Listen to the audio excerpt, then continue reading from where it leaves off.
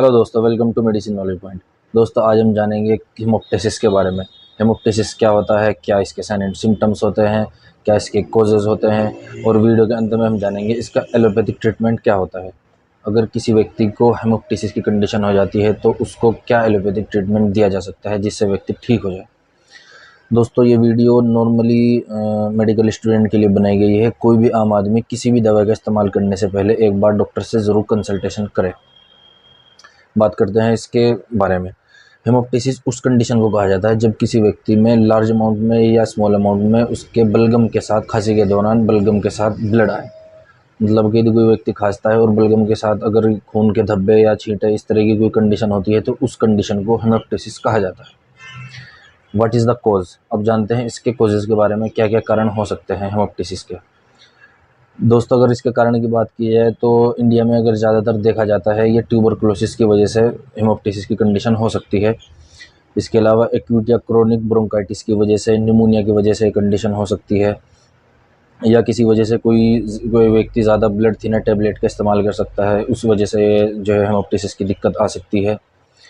दोस्तों, अब बात करते हैं इसके साइन एंड सिम्टम्स के बारे में, क्या लक्षण क्या हो सकते हैं हेमोप्टाइसिस के।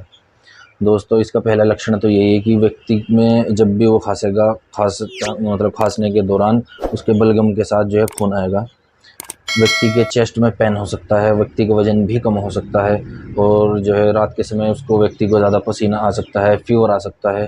ये सभी सिम्टम्स हेमोप्टाइसिस के दौरान व्यक्ति को हो सकते हैं।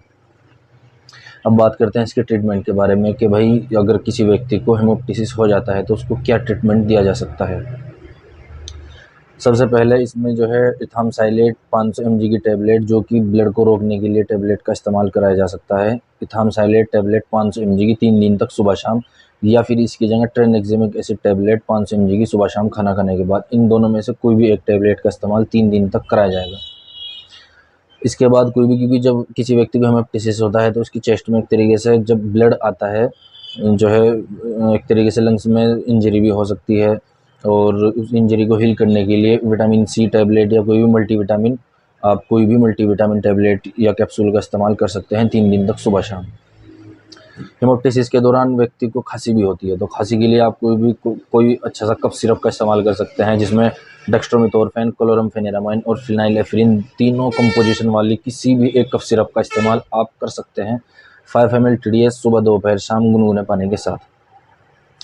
अब दोस्तों, इन्फेक्शन अगर ज़्यादा बढ़ जाए तो उसमें आप मोनोसेफ SB, जिसमें सेफेट्रिक्सोन एंड सोल्बेक्टम, ये इंजेक्शन आप सुबह शाम चला सकते हैं खाना खाने के बाद, और 3 दिन तक इस इंजेक्शन का इस्तेमाल कराया जा सकता है।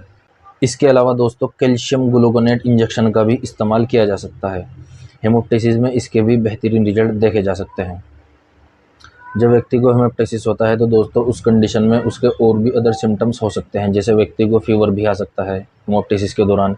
तो उस कंडीशन में पैरासीटामोल टैबलेट का इस्तेमाल किया जा सकता है। हेमोप्टाइसिस के दौरान दोस्तों उसको वोमिटिंग भी हो सकती है, तो उस कंडीशन में ऑन्डेस्टोन टैबलेट का इस्तेमाल किया जा सकता है। हेमोप्टाइसिस की कंडीशन के दौरान दोस्तों गैस्ट्रिक प्रॉब्लम भी आ सकती है, क्योंकि दवाइयों का इस्तेमाल करने से गैस्ट्रिक प्रॉब्लम व्यक्ति के पेट में हो सकती है।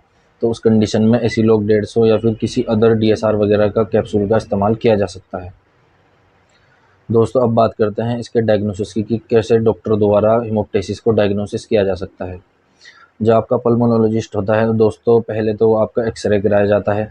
एक्सरे के दौरान जो है देखते हैं डॉक्टर के किस कंडीशन में क्या है, और इसके अलावा डॉक्टर आपका जो पल्मोनोलॉजिस्ट होता है वो आपका ब्रोंकोस्कोपी भी कराई जा सकती है। इन दोनों जांच के दौरान ही आपके हेमोप्टाइसिस की जो है डायग्नोस की जा सकती है। दोस्तों, ये तो हेमोप्टाइसिस के बारे में एक जानकारी कि इसका ट्रीटमेंट क्या होता है, क्या इसके लक्षण होते हैं, क्या साइन एंड सिम्टम्स होते हैं, क्या कॉजेज़ होते हैं। आई होप आपको वीडियो अच्छी लगी हो। अगर आपको वीडियो अच्छी लगी है तो वीडियो को लाइक करें और हमारे चैनल को सब्सक्राइब करें। मिलते हैं नेक्स्ट वीडियो में, तब तक के लिए बने रहिए मेडिसिन नॉलेज पॉइंट पर। धन्यवाद।